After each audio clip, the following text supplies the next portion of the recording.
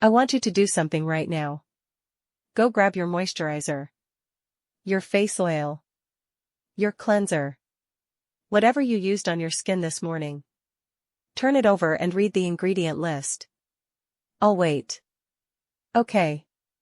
Now, how many of those ingredients do you actually recognize? How many of them sound like something that exists in nature versus something that was invented in a laboratory? And more specifically, how many of them end in the word oil? Sunflower oil, safflower oil, soybean oil, rosehip oil, jojoba oil, grapeseed oil. If you're using mainstream skincare, probably several of them. Here's the thing nobody tells you about those oils. They are seed oils. The same category of oils that has become increasingly controversial in the nutrition world, the same oils that researchers, doctors, and a growing number of scientists are questioning in the context of inflammation, oxidation, and chronic disease. And they're in your skincare. Going directly onto your skin. Every single day. This video is about what seed oils actually are, what they do when they're applied to skin, what the label is not required to tell you, and what to use instead. By the end of this, you're going to read ingredient labels very differently. Let's get into it. Let's start with the basics because I think a lot of people hear seed oils and think, wait, isn't that just vegetable oil? Isn't that natural? Kind of. But the way they're made is anything but. Seed oils are oils extracted from the seeds of plants, soybeans, sunflowers, corn, cottonseed, rapeseed, which becomes canola, safflower, and grapeseed are the most common. They exist in tiny amounts in nature. Getting meaningful quantities of oil out of them requires industrial processing. And here's where it gets important. The most common extraction method involves chemical solvents, specifically hexane, a petroleum byproduct. The seeds are bathed in hexane to pull out the oil. Then the hexane is evaporated off. Most of it, anyway. Trace amounts remain in the final product.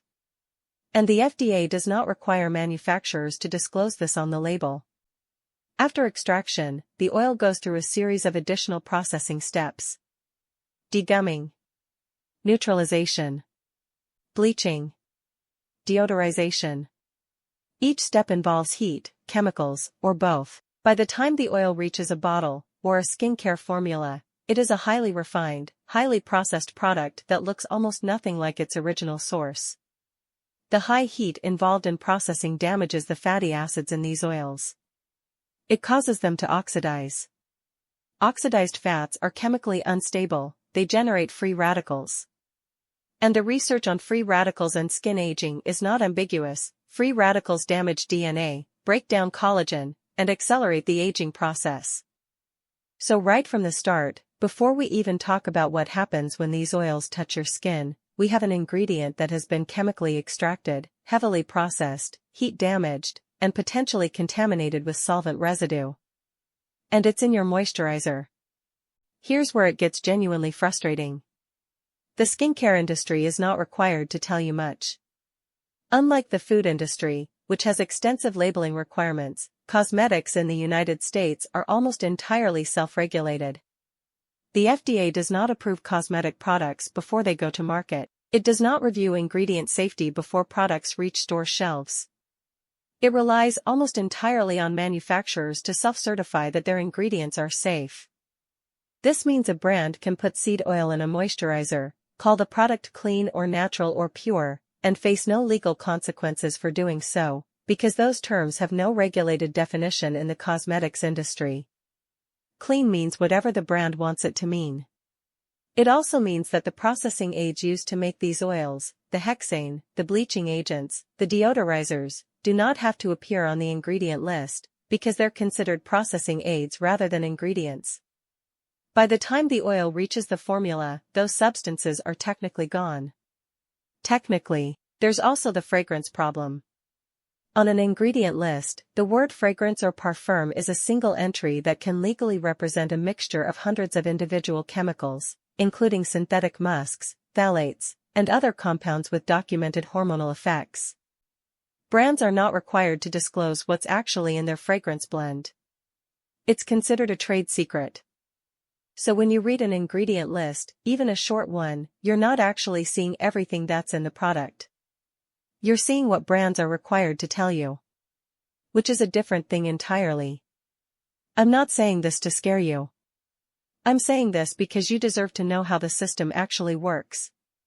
And because once you know, you can make different choices. Okay.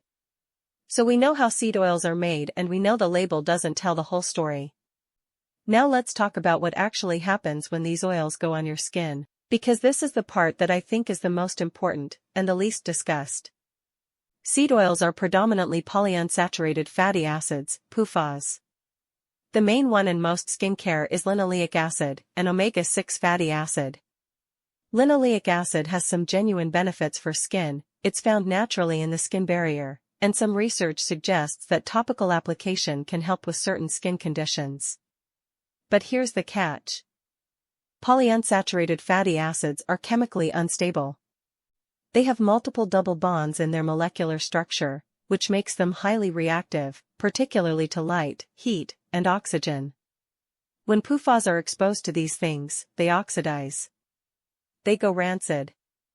And here's what most people don't think about: your skin is warm. It's exposed to light and air every single day. When you apply a PUFA-rich oil to your skin, you are essentially applying something that will begin to oxidize the moment it touches your face. Oxidized lipids generate lipid peroxides, compounds that damage cellular membranes, trigger inflammation, and generate free radicals. These are the exact same processes involved in accelerated skin aging. Wrinkles. Loss of elasticity. Uneven texture. The things people are spending hundreds of dollars on serums to prevent. There's also research suggesting that topical linoleic acid, when oxidized, can disrupt the skin microbiome. The trillions of microorganisms that live on your skin and protect it from pathogens. When the microbiome is disrupted, you see more inflammation, more reactivity, more sensitivity. Sound familiar? The rise in eczema. The epidemic of sensitive skin. The widespread experience of skin that gets worse the more products you put on it. I want to be careful here. I'm not saying seed oils are definitively causing these things. The research is ongoing and the picture is complex. What I am saying is that the timing is suspicious. Seed oils became dominant in skincare in the 1960s and 70s. Inflammatory skin conditions have been rising steadily since then. And the biochemistry of why these oils might contribute to that is well established. The question worth asking is, if we already know that polyunsaturated fats are unstable and prone to oxidation, why are we putting them on our faces? I want to talk about something that catches a lot of people, including people who are already trying to be conscious about their skincare. The natural trap. There's a version of clean beauty that has become incredibly popular, and incredibly profitable, that is built almost entirely on plant-derived seed oils. Brands market themselves as clean, green, botanical, natural. They put flowers on the packaging. They use words like plant-powered and earth-derived. And then you flip it over and the second ingredient is sunflower oil. The fourth ingredient is rosehip oil. The sixth ingredient is grapeseed oil. These oils are plant-derived. That part is true. But plant-derived is not the same as safe, stable, or beneficial for your skin. Poison ivy is plant-derived. Uranium is naturally occurring.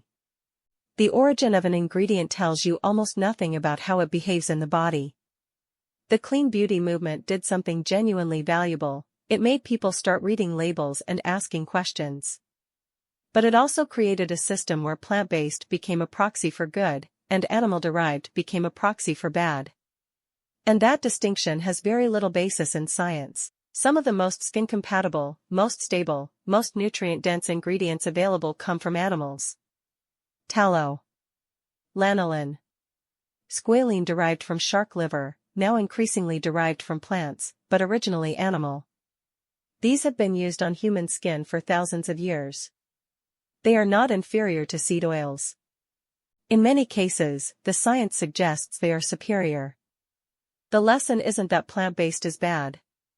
The lesson is that the marketing category of natural or clean tells you almost nothing about whether a product is actually good for your skin. You have to go deeper than that. Okay. So what do you actually do with this information? Let's make this practical. Seed oils to watch for on skincare labels: sunflower oil, Helianthus annuus seed oil, safflower oil, Carthamus tinctorius seed oil, soybean oil, glycine soja oil, corn oil, Z maize germ oil, grapeseed oil, Vitis vinifera seed oil, canola/rapeseed oil, Brassica campestris seed oil, cottonseed oil, Gossypium herbaceum seed oil. These are the highest PUFA oils, the ones most prone to oxidation on the skin. Many of them are also among the cheapest ingredients available to cosmetic manufacturers. They're used because they're inexpensive and they feel nice on the skin initially, not because they have demonstrated long-term skin benefits. Oils that are more stable and skin-compatible: coconut oil, high in saturated fat, very stable, highly antimicrobial. Olive oil, high in oleic acid, monounsaturated, good skin compatibility, especially extra virgin. Tallow, mirrors human skin lipid profile almost exactly, rich in fat-soluble vitamins. Castor oil, high in ricinoleic acid, stable, excellent for lather and conditioning in soap. Shea butter, predominantly saturated and monounsaturated, stable and nourishing. The pattern you're looking for is this: saturated and monounsaturated fats are stable. They resist oxidation. They don't generate free radicals when exposed to light and air. Polyunsaturated fats are unstable. They oxidize easily. They generate free radicals.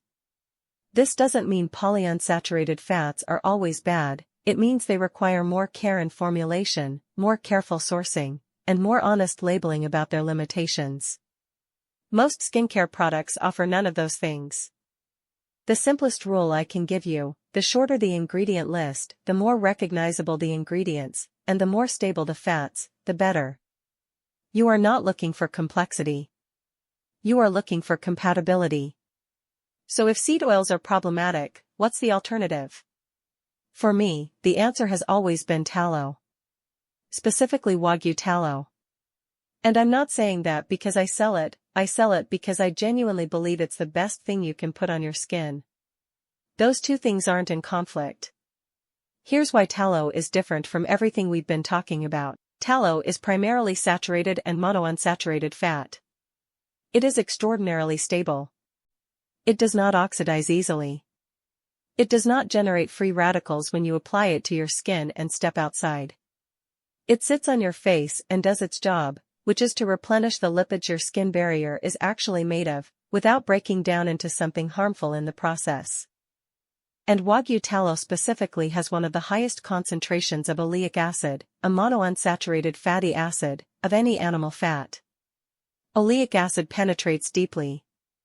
It carries other nutrients with it. It absorbs without residue. What you put on your skin gets absorbed into your body. Which is why every single ingredient in the opulent facial elixir was chosen with the same obsessive research I've been describing in this video. Wagyu tallow from American farmers, triple rendered, USDA certified organic olive oil, European certified, Moroccan halal certified, kosher Passover certified, CO2 neutral. Essential oils with no fillers, no phthalates, no synthetic fragrance. No seed oils. No hexane extracted anything. No fragrance blends hiding undisclosed chemicals. The ingredient list is short because that's the point. Link in the description if you want to try it. The shift from seed oil skincare to tallow skincare is not complicated. It's not expensive. It doesn't require a 12-step routine. It's one ingredient that your skin already knows what to do with. And once you make that shift, most people don't go back.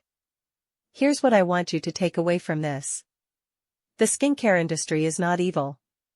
But it is largely unregulated.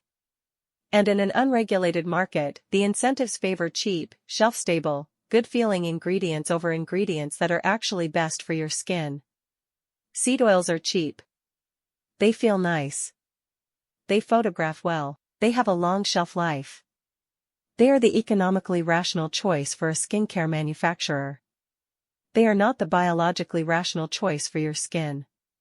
You now know more about skincare ingredient safety than most people who sell skincare products for a living. Use that knowledge. Read your labels. Look for the PUFA heavy seed oils we talked about. Ask whether the product calling itself clean actually has a short, recognizable ingredient list, or whether it's just using plant-derived seed oils instead of synthetic ingredients and calling that clean. And consider giving your skin something it evolved to recognize. Something stable. Something that nourishes instead of just coating. There's more coming on this channel, more about what the beauty industry doesn't tell you, more about ancestral skincare, more about what actually works. Subscribe so you don't miss it. The link to the opulent facial elixir is in the description below. No seed oils, no synthetic fragrance, nothing your skin doesn't need. Thanks for watching. Visit goldentallow.com to experience your new glow.